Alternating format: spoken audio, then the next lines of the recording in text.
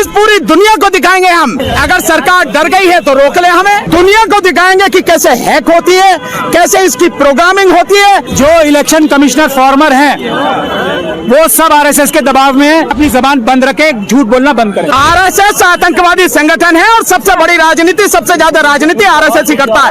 ED के लोग, CBI के लोग, इनकम टैक्स के लोग, ये पुलिस वाले सारे लोग क्या कर रहे हैं ये सब लोग? अरे इस देश की जनता से बड़ा कोई होता है क्या? लेकिन इलेक्शन कमीशन बड़ी हठधर्मिता पर अड़ा हुआ है। इलेक्शन कमीशन को भी अगर दबाव में है तो आजाद कराना उसको। ईवीएम पे पूरी दुनिया का भरोसा नहीं है और मोदी जी के ऊपर पूरे देश के लोगों को भरोसा नहीं है। हम ईवीएम से चुनाव होने क्यों देंगे? क्या कर रखा होगा अमित शाह साहब ने, क्या कर रखा होगा इलेक्शन कमीशन के साथ? मुझे मरवाने के लिए कोशिश कर रहे हैं, मुझे अरेस्ट कराने को डरते नहीं है वो। मोदी जी भी सुन लो और इलेक्शन कमीशन भी।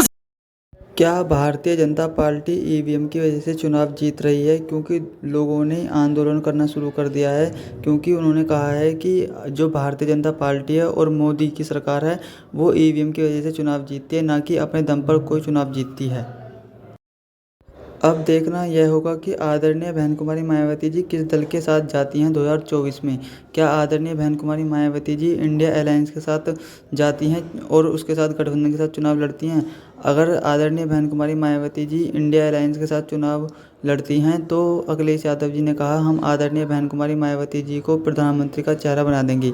लेकिन आदरणीय बहन कुमारी मायावती जी ने कहा है कि पहले अभी इसको मतलब जो ईवीएम है उसको सुधारो, तभी हम चुनाव जीत सकते हैं, वरना हम चुनाव नहीं जीत सकते। क्योंकि मोदी और बीजेपी चीटिंग करके चुनाव जीतती है, तभी ईवीएम में गड़बड़ी होती है। यानी कि जब ये चुनाव जीतते हैं तो ईवीएम की गड़बड़ी से चुनाव जीतते हैं, ना कि ये अपने कोई विकास के आधार पर चुनाव जीतते हैं। अगर बीजेपी को हटाना है तो इस देश से ईवीएम को भी हटाना होगा।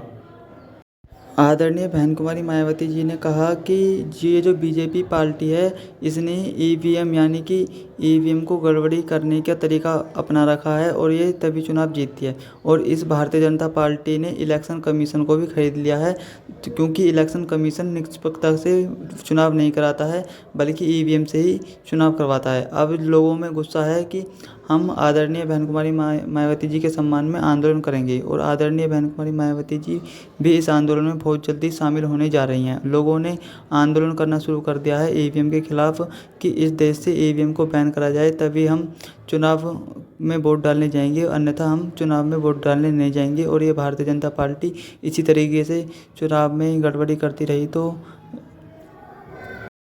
लोगों का चुनाव से विश्वास ही उठ जाएगा कि इंडिया में सही तरीके से चुनाव नहीं होते बल्कि ये धोखाधड़ी से चुनाव होते हैं। और आप मानिए ये जो भारतीय जनता पार्टी है इसने जितने भी चुनाव जीते हैं वो लगभग चोरी से ही जीते हैं। आदरणीय बहन कुमारी मायावती जी ने कहा, आदरणीय बहन कुमारी मायावती जी ने ये भी कहा कि हमारी पार्टी का जनाधार हमेशा बढ़ा है जब तक बैलेट पेपर से चुनाव हुए हैं। जैसे ही ये ईवीएम आई है पता ना हमारी पार्टी का वोट कहाँ चला गया है। बहन जी ने कहा कि यदि एक बार ये ईवीएम हट जाए तो हमारी पार्टी का वोट देखना सबसे ज़्यादा होगा यूपी के अंदर। और अखिलेश यादव जी ने भी कहा कि ये जो ईवीएम की वजह से वोट पड़ रही हैं इसी की वजह से भारतीय जनता पार्टी जीत रही है, ना कि अपने दम पर कोई चुनाव जीत रही है। ये अखिलेश यादव जी और आदरणीय बहन कुमारी मायावती जी बहुत जल्द करने जा रहे हैं गठबंधन।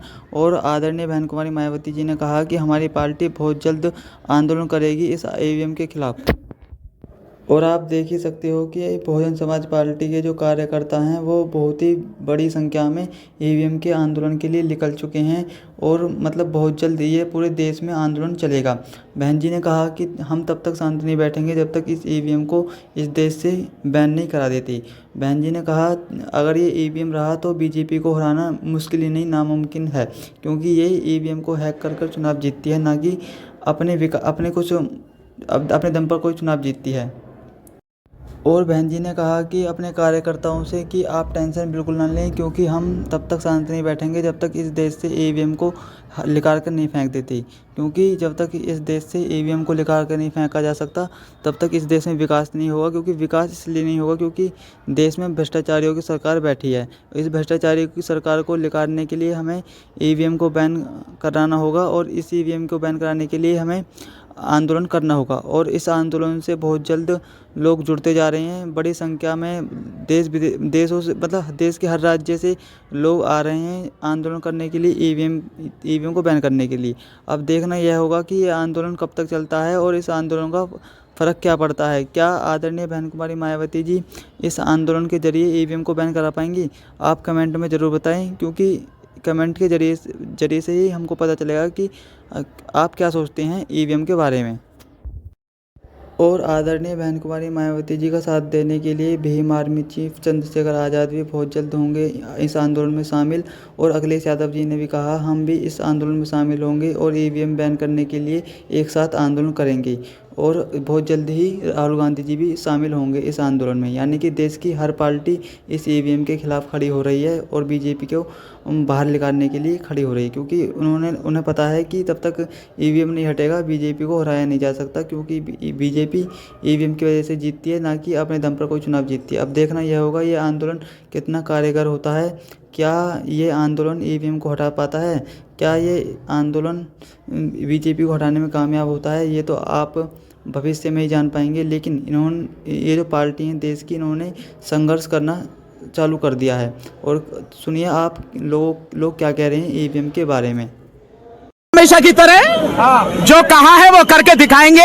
अगर सरकार डर गई है तो रोक ले, हमें मार दे गोली, हमें क्या चिंता वाली बात है। हमारे इरादे तो हमारे और सबूत हमारे पास है, तभी तो कह रहे हैं उन्हें दिखाओ, हम पूरी दुनिया को दिखाएंगे, सरेआम हैक करके दिखाएंगे किस तरह से तुम उसकी प्रोग्रामिंग करते हो, सेटिंग करते हो, इस पूरी दुनिया को दिखाएंगे। हम देश में 50 जगह हम करके दिखाएंगे।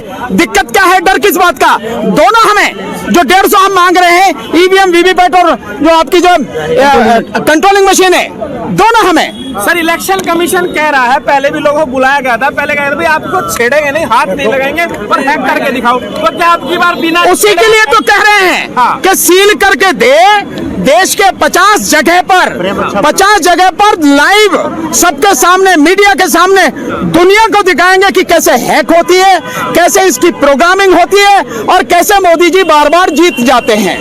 दिखाएंगे ना दुनिया को। सर कुछ इलेक्शन कमिश्नर ये कह रहे हैं कि जो जब इलेक्शन होता है